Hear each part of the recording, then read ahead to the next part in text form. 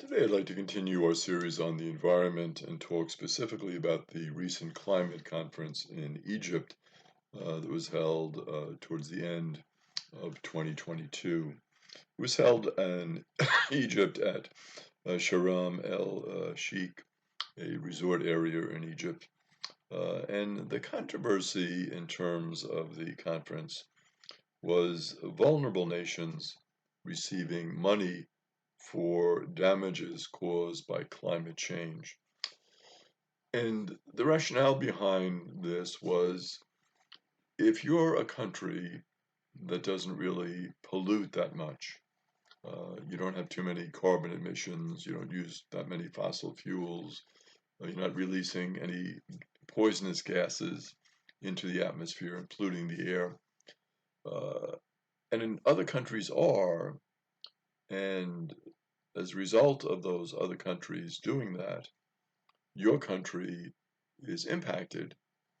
Shouldn't there be some compensation, some reparations for the damage that that country is doing to your environment?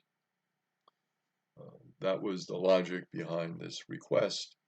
It had been made for many years by nations that do very little polluting, but are seeing things like desertification, their arable land for farming turned more and more into desert.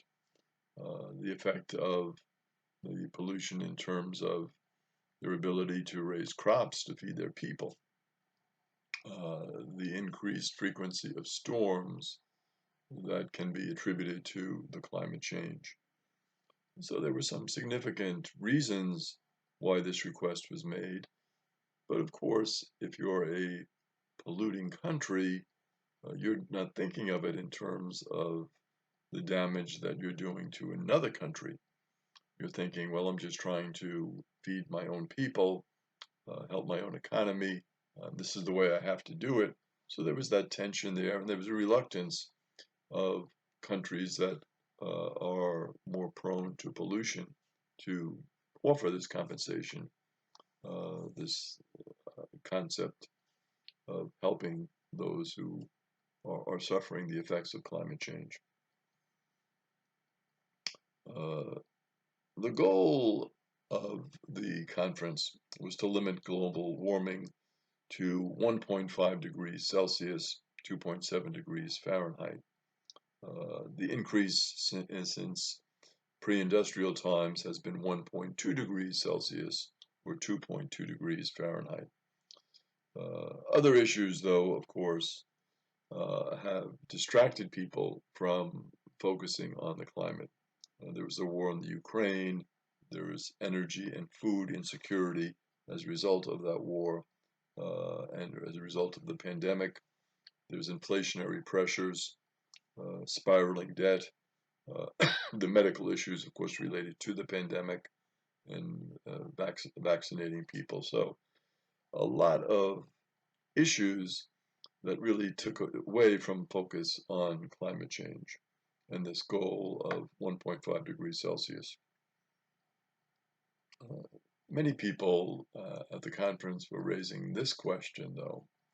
How many more wake-up calls does the world need, and do the world leaders need in order to do something? They see all this damage that is being done, that's being caused, and they're like, you know, wake up, do something about this. But again, this has been sort of put on the back burner. Recently, look at some of the devastating floods in Pakistan, Nigeria, soil droughts in Europe, United States, China. So all of these things would say to us that there's some pretty significant issues here that we have to deal with, and let's deal with them. The idea really came down to this: we must cooperate as all countries in the world, or we're going to perish as a result of the devastation that is being caused to our planet.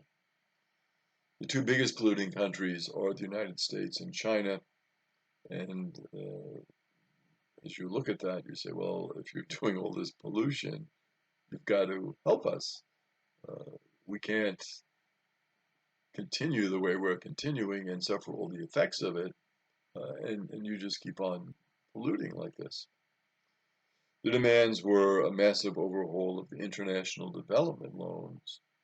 These loans that we need to even survive, let's take a look at them because we're trying to survive, but yet we're suffering from all of the effects of climate change. Uh, Another demand was a 10% tax on fossil fuel companies that make $200 billion in profits in the last 3 months. So a lot of these fossil fuel companies, they're doing quite well. Let's just take 10% of that revenue and use it to help these developing countries that are suffering the effects of climate change. Wouldn't that make sense? I mean, as a company, as a fossil fuel company, you're doing quite well, but yet your product is causing damage. So shouldn't you be responsible for the damage that your product is causing and pay something to help us? We're not asking for 100% of your profits, we're asking for 10% of your profits. Isn't that a reasonable ask?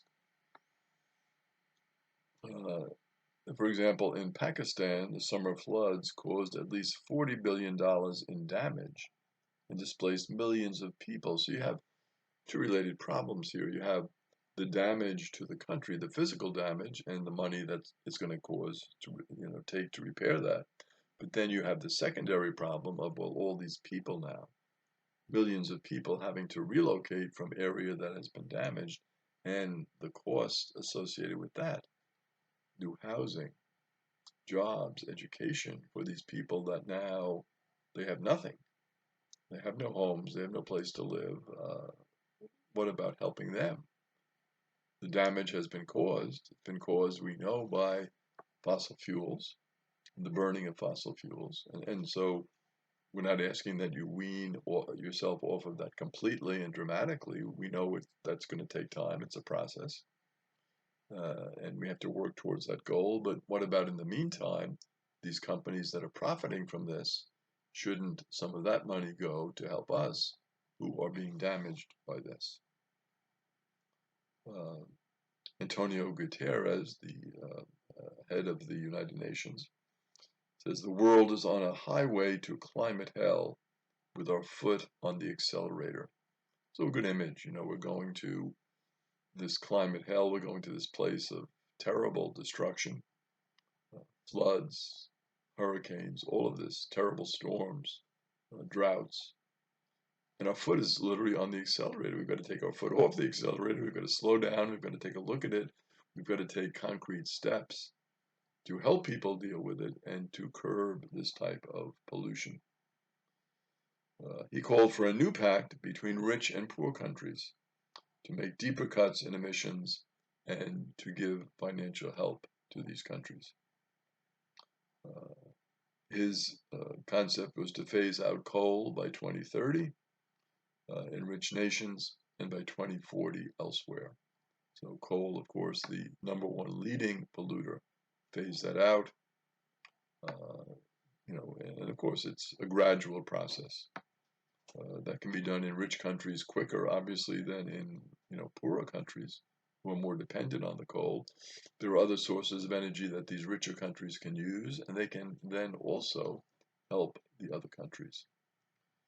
So this conference did achieve that goal in terms of the richer nations committing to help these countries that are suffering damage, this loss and damage fund that to be established, the details of which have to be worked out, but a very important and a very significant first step to helping with this concept of climate change and helping these countries to cope with it.